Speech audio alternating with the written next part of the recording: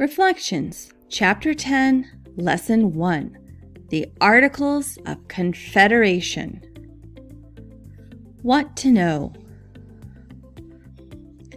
What were the weaknesses of the central government under the Articles of Confederation?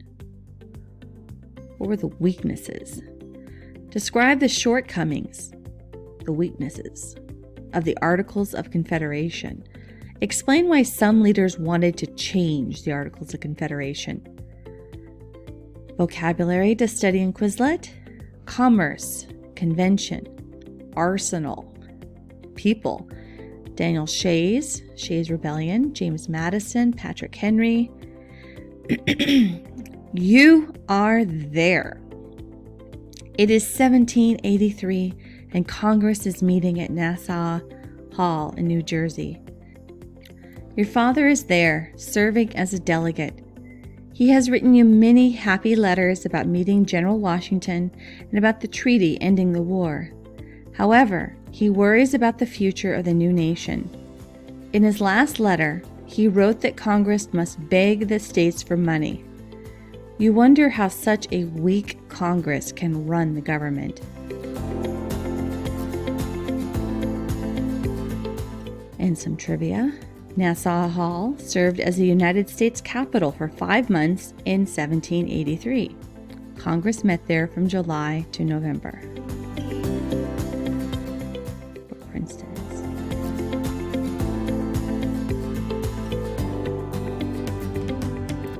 Okay, our first heading, shortcomings of the Articles.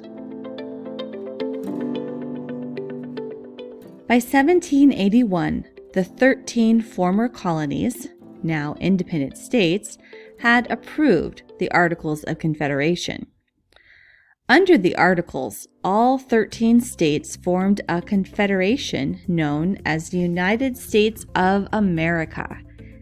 Each state governed itself, but all were supposed to work together on national issues. However, the shortcomings or weaknesses of the Articles made it difficult for the national government to work effectively.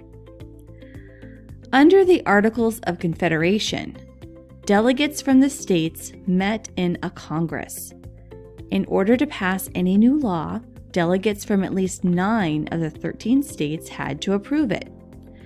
Often, however, not enough delegates were present to vote.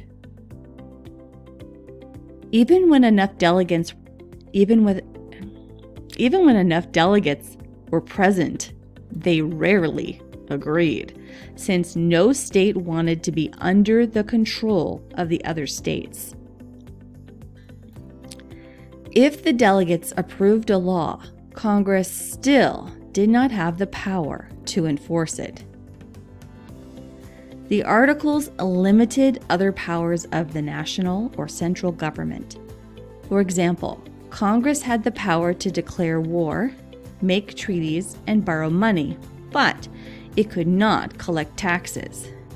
To cover expenses, such as debts from the war, Congress could ask the states for money, but it could not force the states to pay.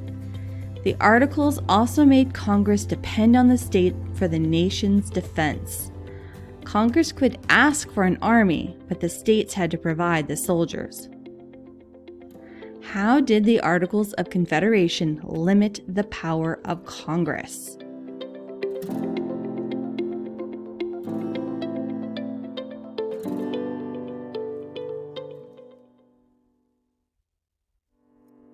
Nassau Hall was built for the College of New Jersey, now known as Princeton University. George Washington came to Nassau Hall for the student graduation of 1783.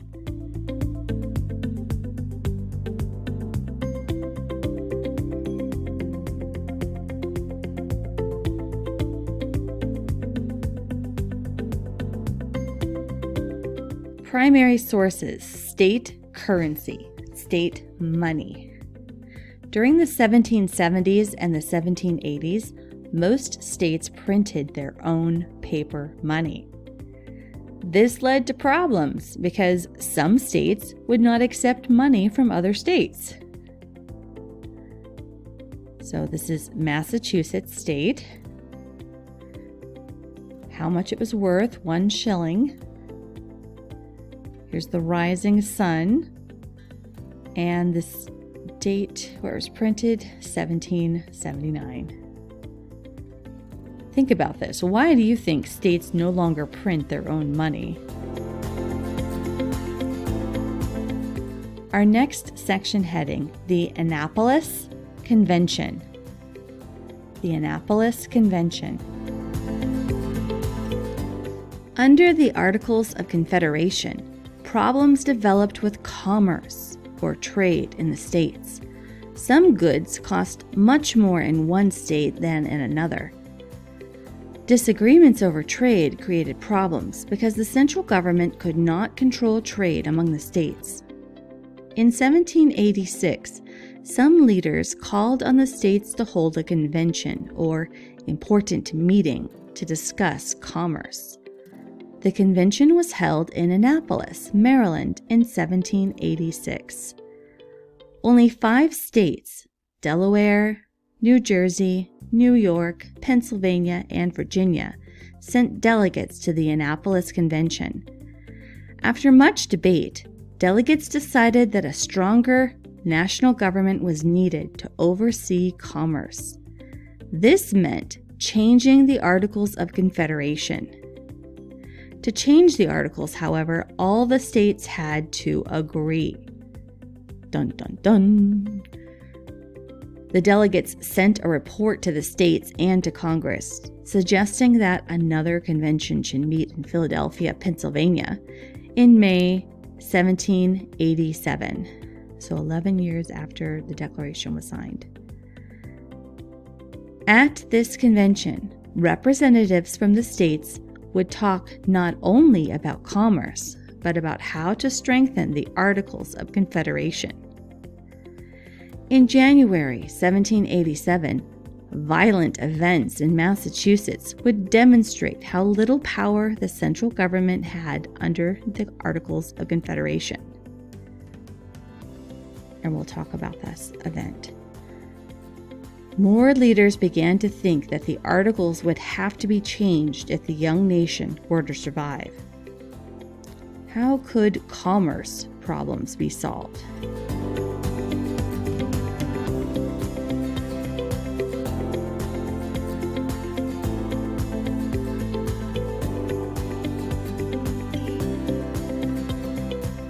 Your next heading, Shays' Rebellion.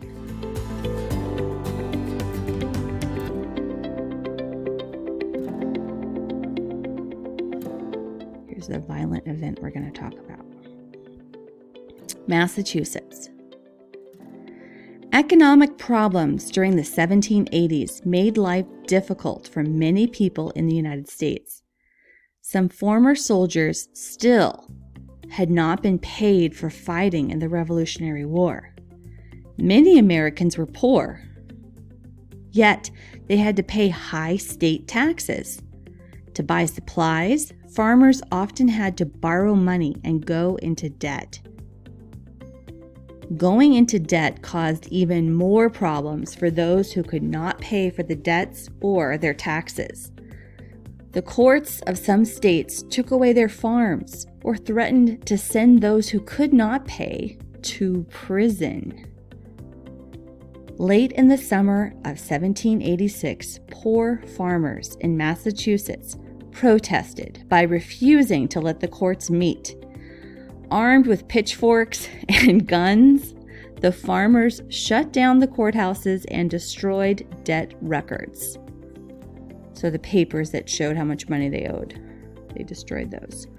These protests, known as Shays' Rebellion, were named for Daniel Shays, who had been a captain in the Continental Army.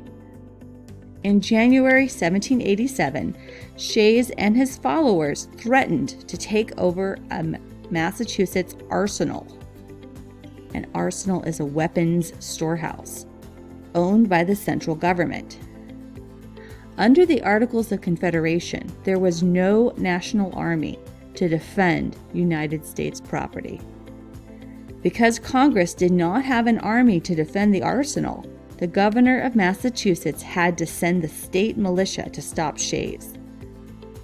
As a result of Shays' rebellion, many people began to fear that the government would be unable to prevent other violent protests. This made many leaders again start thinking about how best to strengthen the central government. How did Shays' rebellion show the weakness of the central government?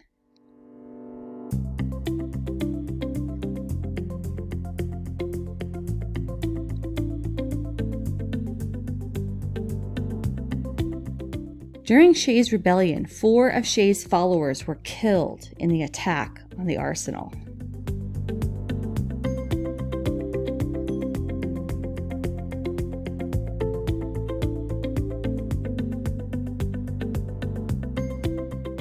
Ideas for change.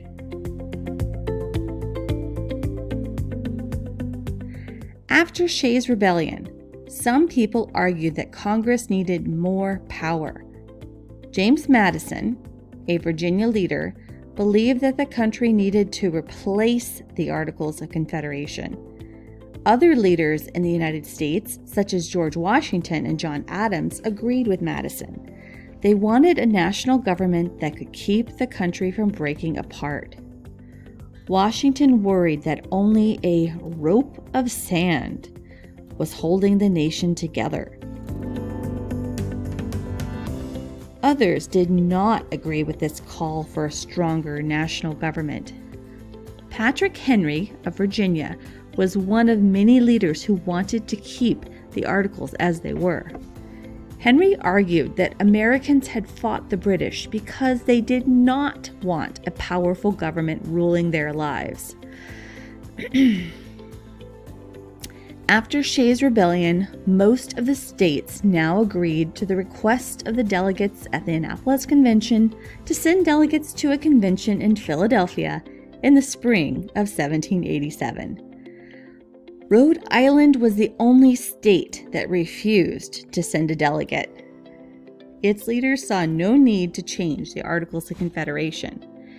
They feared a strong national government would threaten the rights of citizens. And here we see John Jay, who served as the Secretary of Foreign Affairs from 1784 to 1790, and he was the first Chief Justice of the Supreme Court, John Jay.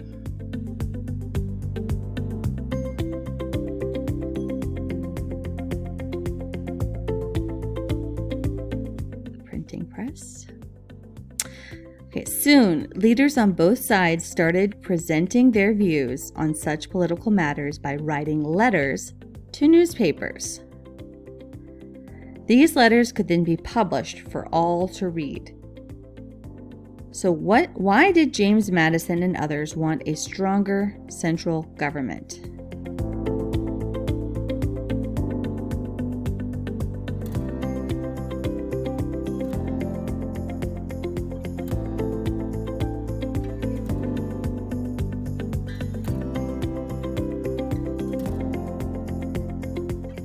Summary.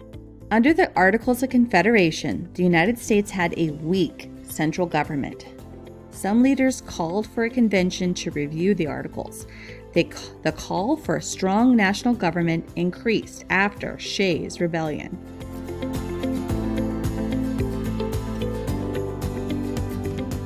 Now let's look at this text box. Points of view. Leaders disagreed on how strong the national government should be. Richard Henry Lee, a member of Congress, quote, "The Confederation is a great and fundamental system of government. No change should be admitted until proved to be necessary." John Jay. "The inefficacy, weakness, of our government becomes daily more and more apparent. Our treasury and our credit are in a sad situation."